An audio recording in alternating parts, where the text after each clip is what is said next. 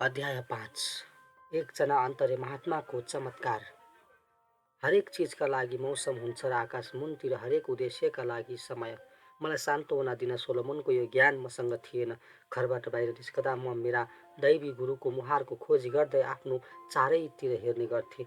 तर मैले high school शिक्षा पुरा नगरुन्जेल उहाँको बाटो भेट्टाउन सकिनँ। अमरसँग हिमालयनतिर पलायन गरेको र श्री युक्तेश्वरजीको मेरो जीवनमा प्रवेशका बीच 2 वर्ष बितिसकेको थियो।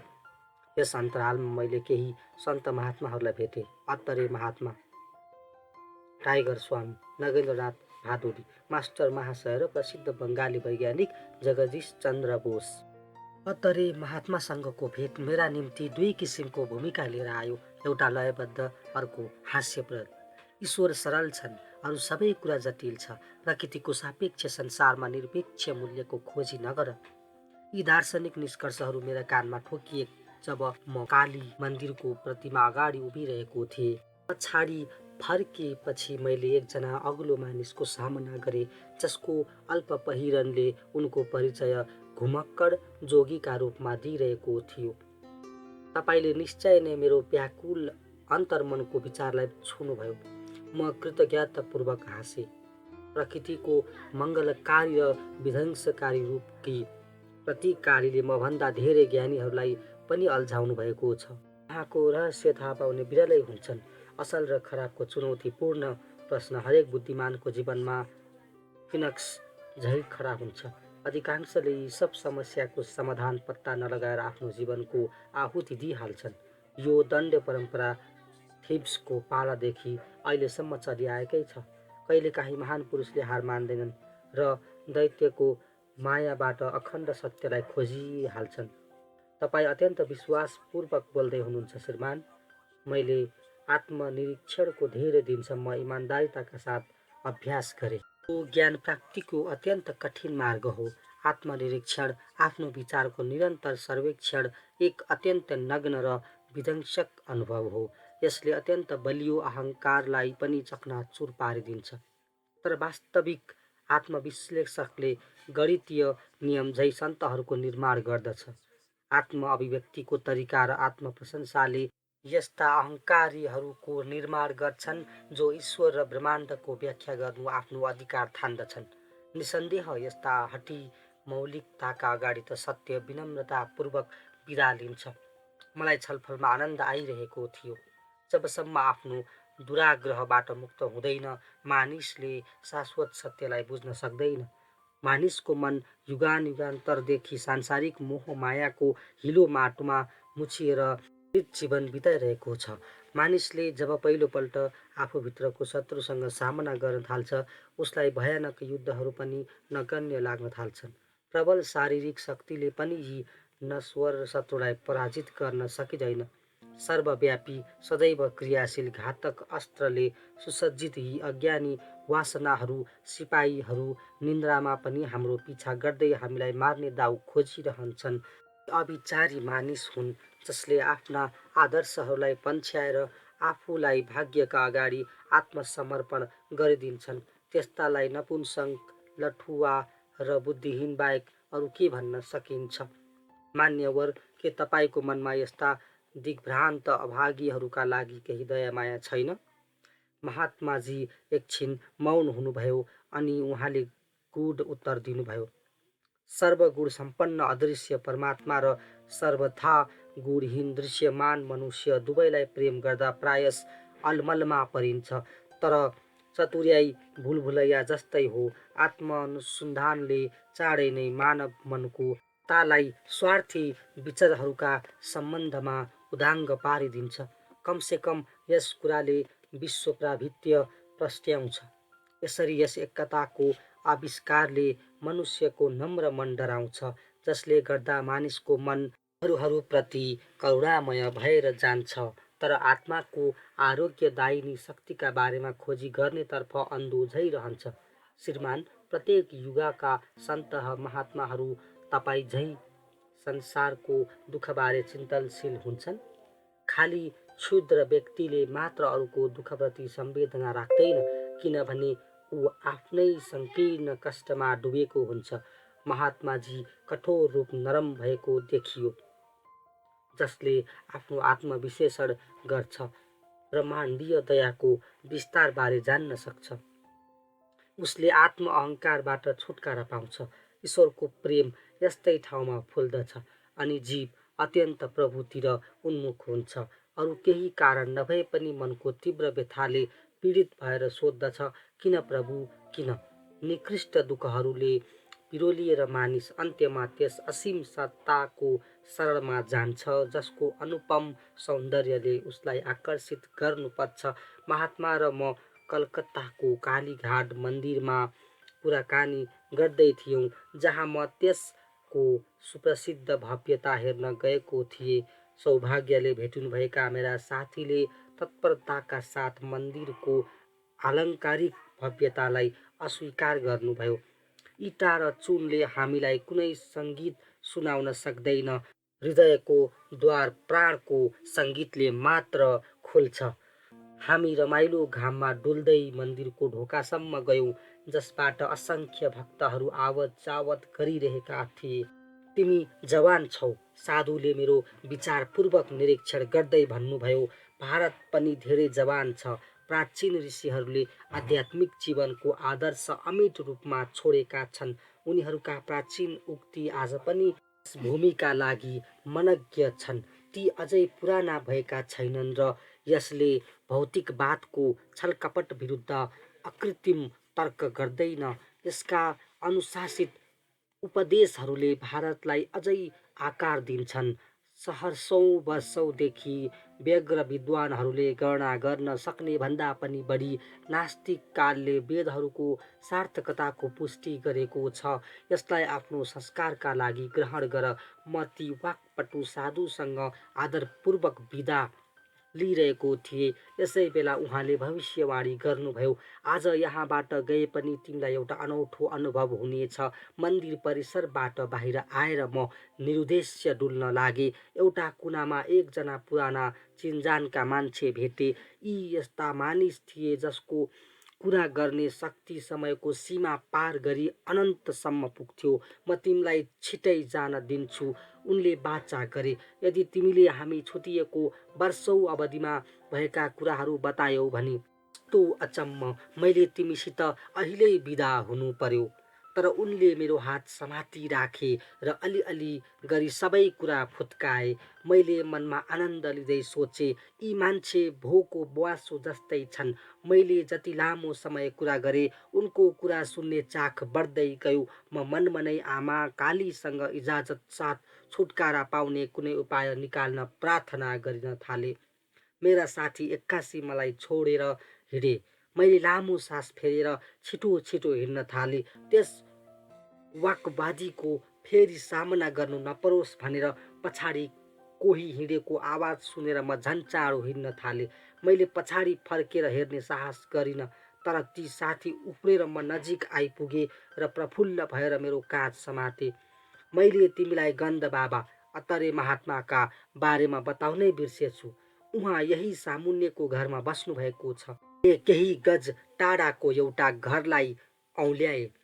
उहाँलाई अवश्य भेट, उहाँ चाखलाग्दो हुनुहुन्छ। तिमीलाई एउटा असाधारण अनुभव हुन सक्छ। लौ त बिदा। अनि उनी वास्तवमा मसँग बिदा भए।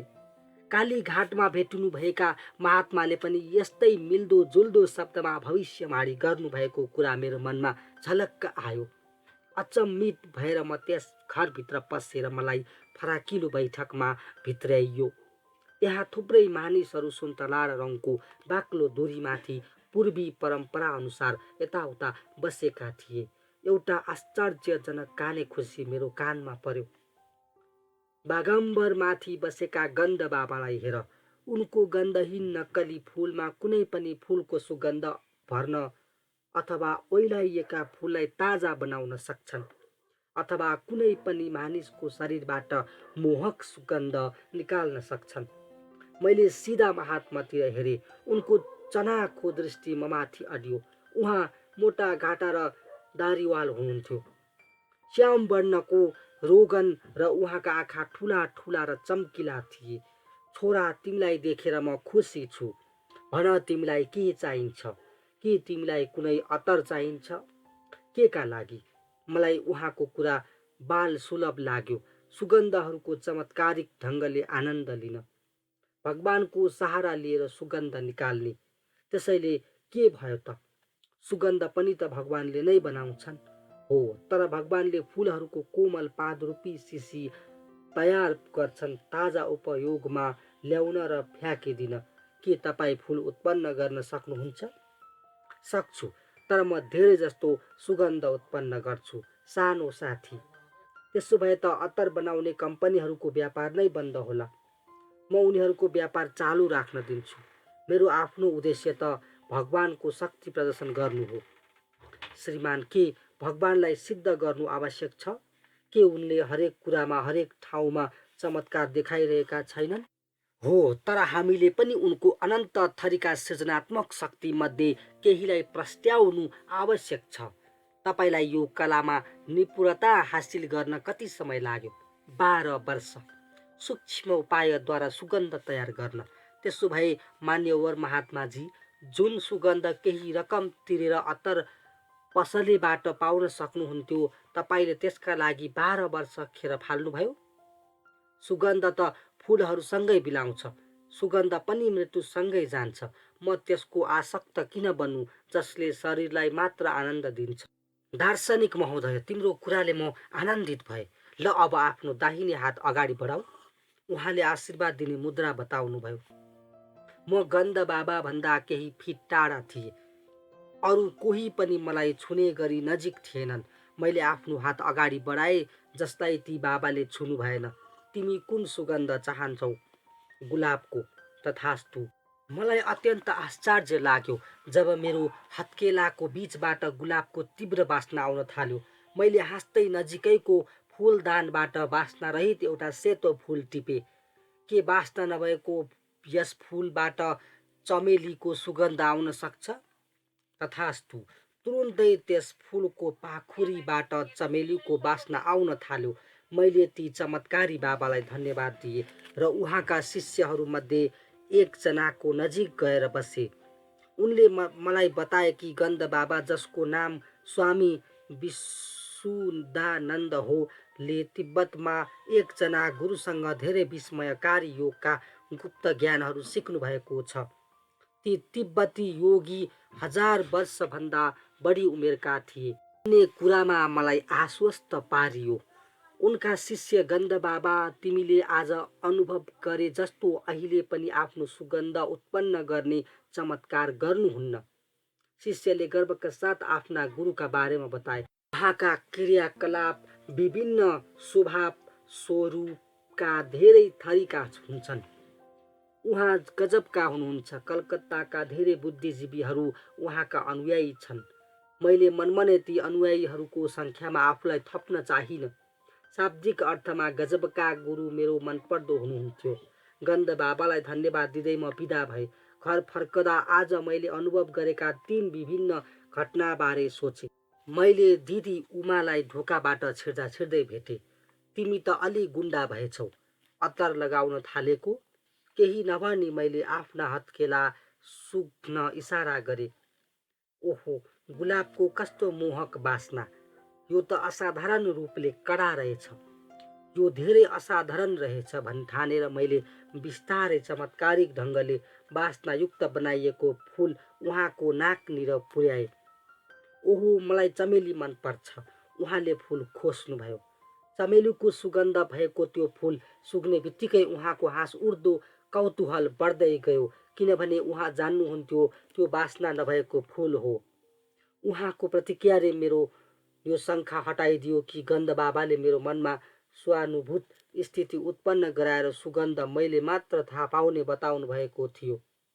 पछि आफ्ना एकजना साथी अलकानन्दबाट थाहा पाए कि गन्ध बाबासँग एउटा अर्को शक्ति रहेछ जसलाई संसारका करोडौँ भोकाहरूले पाउन सकेका भए हुन्थ्यो भन्ने मेरो चाहना भयो।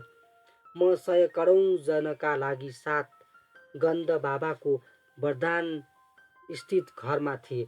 अलकानन्दले भने त्यो एउटा भव्य अवसर थियो, किनभने यी योगी हावाबाट विभिन्न चिजहरू प्रकट गर्न सक्ने शक्तिका लागि प्रसिद्ध हुनुहुन्थ्यो। मैले हाँस्दै उहाँलाई बेमौसमको सुन्तला उत्पन्न गर्न बिन्ती गरे। चाँडै नै केराका पातहरूमा राखिएका पुरीहरूको गायब भए र त्यसको सट्टामा सुन्तलाका केस्राहरू देखा परे।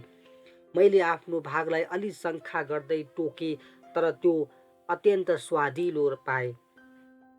धेरै वर्षपछि अन्तर्ज्ञानद्वारा मैले बुझ्न सकेँ गन्धबाबाले कसरी चिजहरू प्रकट गर्न सक्नुहुन्थ्यो। त्यो तरिका अफसोच छ, संसारका असङ्ख्य भोकाहरूको पहुँच बाहिर छ।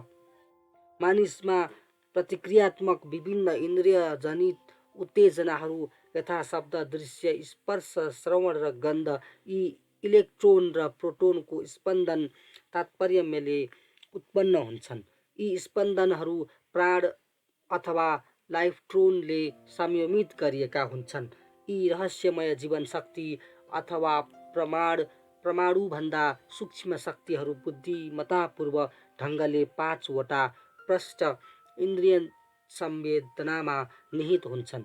गन्धबाबाले आफ्नो विशिष्ट योगी क्रियाद्वारा यी प्राणिक शक्ति प्राप्त गर्नुभयो, जसले गर्दा उहाँ इलेक्ट्रोनहरूलाई विभिन्न स्पन्दन आकारमा निर्देशित गरी तिनलाई चाहेको रूपमा प्रकट गर्न सक्नुहुन्थ्यो। उहाँका सुगन्ध, फल र अरू चमत्कारहरू वास्तवमा पार्थिव स्पन्दनहरूको वस्तुकरण थिए, सम्मोहनद्वारा उत्पन्न आन्तरिक संवेदना थिएनन्।